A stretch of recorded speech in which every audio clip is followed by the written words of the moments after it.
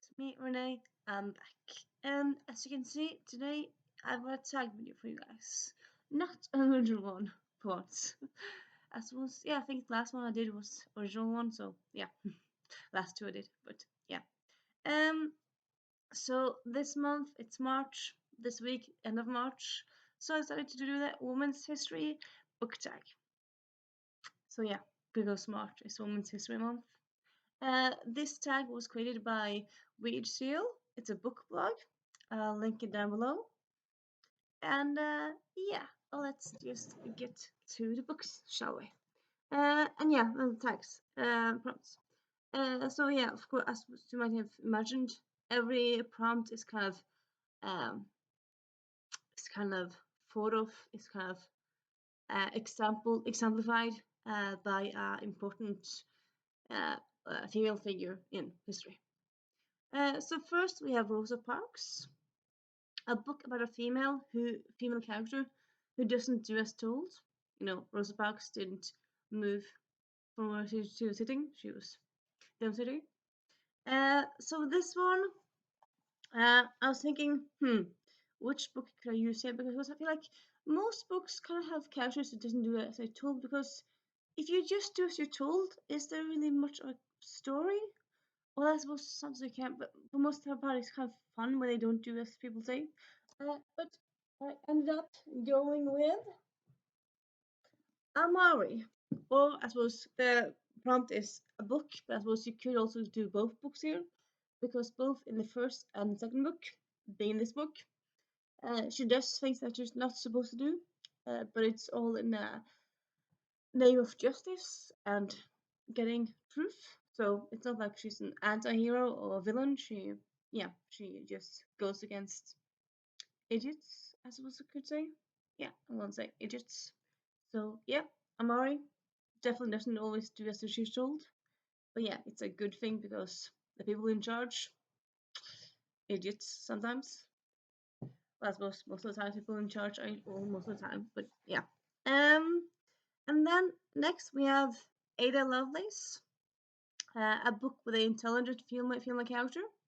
In case you didn't know, Ada Lovelace is a pivotal, important female mathematician. So yeah, she was quite intelligent, and she lived in the 1800s, I believe. Yeah, I'm gonna link all the people down below. So yeah. So here I was thinking like, okay, female character who's smart. I feel like there's also, I suppose, it depends on how you think smart. But there's, I mean, so many different ways to do it that way in a way. But I'm gonna go with actually both of the characters in this book being, well, both of the characters. This book doesn't have two characters. Both the main characters, that being Daisy Wells and Hazel Wong. They both go to a boarding school in England in the 1930s. It's a boarding school, so it's a boarding school for rich. So the people who go there either have to be rich or they have to, I mean, be like smart enough to go there. And even if you're rich, you kind of have to be smart to go there because yeah, the curriculum is not for everyone. But I suppose it doesn't really go that far into how the curriculum is. But I suppose I kind of just imagine that the curriculum is a bit difficult. And also we kind of know, or like from before, that Daisy is quite smart in some ways, and Hazel is quite smart in some ways. So I suppose yeah, we do kind of know that both of these are smart. I suppose they're not Einsteins, but I suppose in some ways Daisy could be called Einstein, maybe. But yeah, definitely yeah, this series. They're not the stupidest people in the world, in a way, at least. And then we have blah, blah, blah, moving on. Queen Elizabeth II, a book about a woman in the position of power. So here I'm gonna go with moment Irene Adler, which I haven't really talked about in a hot minute really. But yeah, she is the main character in this amazing series, Invisible Library series. So Irene Adler, she's a special kind of librarian. She's not just kind of a librarian in any old library. No, she's a librarian with like enhanced writing. So that means she travels between different multiverses. Uh, and kind of saving the world in different ways. She is responsible for like the library office that she's responsible for. So a woman in power. She has people that work for her. So yeah, woman in power in different ways. And yeah, she saves the world in different ways, different times. So yeah, woman in power who kicks ass. So it was also yeah, she has power because she saves the world. So yeah, I'm gonna say Irene Adler. Then we have blah blah blah blah. A book with beautiful writing. Now I don't remember. Yeah, and the woman here that's kind of exemplified is Virginia Woolf. Virginia Woolf is a very famous female writer. She wrote a lot. She wrote poems and feminist, and yeah, she's often been kind of commented as having a like very beautiful writing style. Haven't read anything by her myself, but yeah. And yeah, so here simply a book with beautiful writing. Here again, I suppose I could go in a lot of ways, but I end up going with A Hope Divided by Alyssa Cole. And honestly, I would say I could kind of also use all the books in this series, but also actually all the Alyssa Cole books, because I feel like they all have beautiful writing in them. But I decided to choose this one to highlight. A Hope Divided, a great romance slash historical mystery. Check it out if you're in the mood for that kind of stuff. Then we have Joan of Arc. Probably everyone's heard of. I suppose kind of stupid to say everyone's heard of. But never mind. Well, she's a famous figure. She was a French woman in the 1500s. Yeah. Anyway, she fought against the French enemies, and she was killed. And afterwards, she was made a martyr because she fought for the Christians. Okay, I don't know exact her story, but I do know the gist of it. People have probably heard of Joan of Arc. So anyway, I'm gonna link them all. So yeah. And yeah, she was also a warrior. She fought for what she wanted. So yeah, a book with female warrior. Here I'm gonna go with, I suppose, might be a bit difficult to like believe it. I suppose honestly, in a way, it was kind of difficult to find a book for this because I don't really read that many books with warriors per se. But I do read books with fighters, and I suppose what's the difference between a fighter and a warrior? Like a warrior, is that just someone who is in the military, or like how do you? Anyway, I decided to go with Vampire Academy, and I'm gonna say warrior because something blanking out because blah blah blah blah blah blah blah blah blah. Rose, just like what's her name again? Yeah, Rose. She battles the evil. So the evil dragon mouse. She battles the evil vampire Strigoi, but she also battles the patriarchy and kind of all the stupid people in the system in a way, I'll say. And yeah, she battles for freedom, for justice. I'll say in a way because in the later part of the series you can kind of guess what I'm thinking about. But I suppose yeah, in the TV series that kind of happens early on, and yeah, so that's a good book for that. Blah blah blah. And then next we have Mae Jemison, a female astronaut. So this prompt is a book set in space, simply. Now, I suppose it depends on like what the name of the tag is and all, but I feel like often, at least myself, I often kind of think, okay, tags, I'm going to use books I've read. This one I haven't read, but I know it takes place in space. And it doesn't say you have to use books you've read, so yeah. So yeah, um, Solo Stars by Ashley Poston. Second one in a duology with yeah, it's a retelling of Anastasia Romanov. Love the first book, Heart of Iron, and yeah, it's set space. It's definitely set in space because it's all about space adventure and space, uh, space community and all that kind of stuff. And yeah, then we have Rosalin Franklin. She was the wife of an American present, who I'm blacking out. She was the wife of Franklin. I'm blacking out. Like, anyway, yeah, she did a lot of stuff, but yeah, she just wasn't as appreciated as she should have been. And yeah, so an underappreciated book. Here was a bit like the book was like, I don't know. I feel like, I suppose in a way, I feel like my brand is kind of talk about underappreciated books. So like I often talk about books that I feel like people don't talk about other than me on BookTube. Well, I suppose I haven't watched every book video on BookTube, but I feel like yeah, like I don't always just read the bestsellers. I read any book. Like if it looks cool, I'm gonna read it. And I love to like find cool books in used bookstores and whatnot. But yeah, I'm gonna go with The Heroin Complex by Sarah Kuhn. I talk about this one, I would say not all the time, but quite often.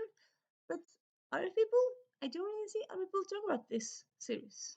And I feel like it should be talked more about, really, and just be read more in general. It's just an amazing, amazing series. I mean, it's amazing in a way that it just kind of feels like a warm hug, but there's also just amazing messages in the stories.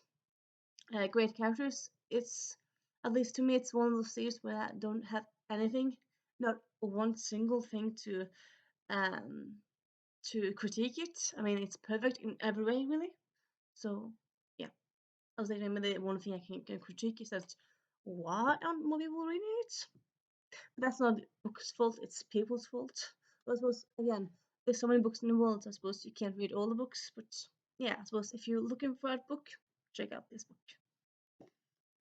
And then we have blah, blah, blah, Marsha P. Johnson, which, in case you haven't heard of her, she was one of the big people who kind of inspired and kind of contributed to the Stonewall riots. And then afterwards, she was also kind of still big in the LGBTQ plus community. She had like she was very body positive. Um, she had made like a home and a place for like people who were oh, let me think again, people who were thrown out of their homes because they went out of the closet. She kind of opened her home to them, even though for a long time, most of her life, she was pretty poor, but she still shared what she had and whatnot. And yeah, quite an important person, really, in the LGBTQ plus history. Besides universe, but I suppose, yeah, universe as well. So yeah, a book about LGBTQ plus characters. Here I'm gonna go with Not Your Villain. I was also going to say just the series, because all the books in the series have a main character who's LGBTQ plus. The first character has a bisexual character. First book has a bisexual character. The second one, this one, has a transsexual character. The third has asexual character, and then the fourth is not out yet. But I believe that has a lesbian character. So yeah. And then we have next prompt is, I don't remember. Yeah, Amelia Earhart. So, well, next prompt. Next person is Amelia Earhart. Award-winning book that deserves the hype. I would say all the people who have won awards deserve the hype. So I don't really understand why to choose Amelia Earhart first. Shouldn't maybe choose something with people traveling something for this? And I don't know still why I'm arguing to the to the prompts now, because the character person who made tag probably won't see this, or uh, even if they do, the it's not like it's a big issue, and no, oh, sorry, just ignore that little thing. But yeah, an award-winning book that it's so hyped. So yeah, for me, it was kind of sounds weird, but like most of the time, actually, when I hear about the book have won awards, that's kind of a no buzzword for me. That's kind of like does they have a name for that? The opposite of buzzword?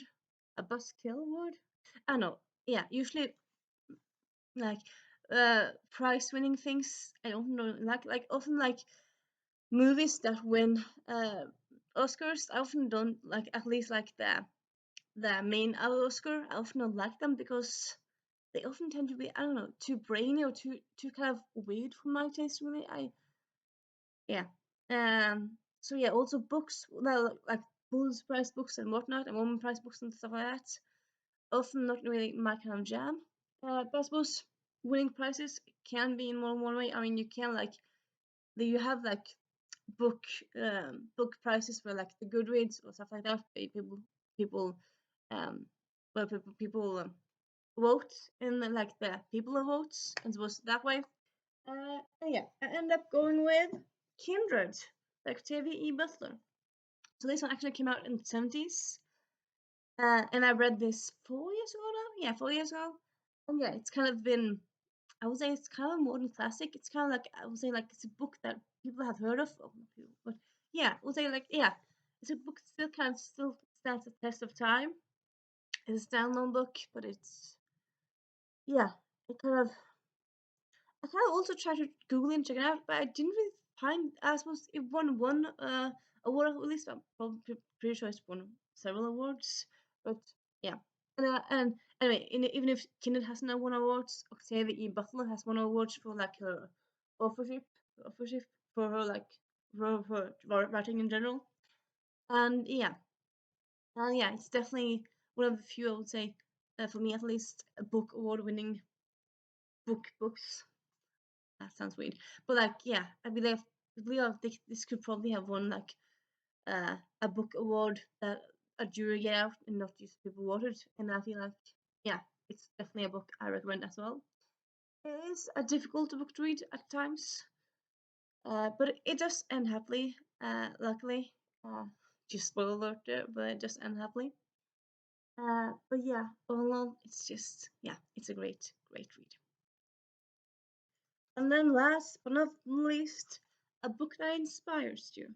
And also, I suppose you can also like take a person who inspires you here. Honestly, I suppose, yeah. um, finding a person who inspires me, I feel like it's kind of difficult because I feel like there's so many interesting and uh, female women who just keep on going and who are just inspiring. Maybe am I gonna be You know what? Yeah, I'm gonna go local and say a Norwegian. I'm gonna say Aasta Hansteen, and now I'm also gonna double check if that's her name. You know what? Almost right. Her name is Aasta Hansteen, and she was one of the suffragettes in Norway. She fought to get the right to vote. She was like a very big in Norwegian right to vote in the early 1900s. But of course, I mean, yeah, getting the right to vote even in Norway, well, like now we kind of thought it as like a really good place to be a woman and stuff. But back then, it was quite different and difficult. And also Asta, she wasn't that conventional. She wasn't beautiful and stuff. And like sometimes where she would just go out in the streets, people would throw rocks and different stuff at her. So she would kind of have to have like an umbrella at her at all times to kind of yeah to be safe from the rocks and things people threw at her. So yeah, honestly, Asta Hansteen, she was quite a figure. And there's coming a biography of her next year. I think, so that's gonna be cool. And yeah, yeah. So yeah, a book that inspires you. And honestly, first for I was actually going to choose another book, but then I thought, you know what, I'm going to do this book. I haven't talked about it in a little while. It's a book that's very, very, uh, very not known at all. Read, this is big sarcasm. But it is a book that I enjoy myself very much. And even though, yeah, it's a book everyone loves, sometimes you're gonna agree with the people that you're gonna agree with the book that everyone loves, you're gonna love as well. So, yeah, it is a very secret society of irregular witches. So in this one, Mika Moon, the main character, she for most of her life she kind of has to hide who she is, and she can't like, and she feels like she can't really have friends and stuff because who she is. She's a witch in modern day UK, and being a witch, you can't just go around saying a witch because you could get put in asylum and whatnot. So Lunamin. But still, even though she has to hide who she is and stuff, and she often has to move, for the most part, like in 98% of this book, she's just such a sunshiny and such a great person. She just has a great humor and great presence, and she's just so positive and optimistic. And yeah, having to move around a lot and not to be yourself, and also haven't really had opportunity to have like a good family or friends could make you quite sad and bitter and yeah, bitter. But she goes to a quite opposite way, and yeah, that quite inspires me. I suppose, I don't know, inspires. Should you be inspired by people who don't do something that you do? Because I suppose what I do also is like I am positive and happy most of the time, even though my life is not perfect.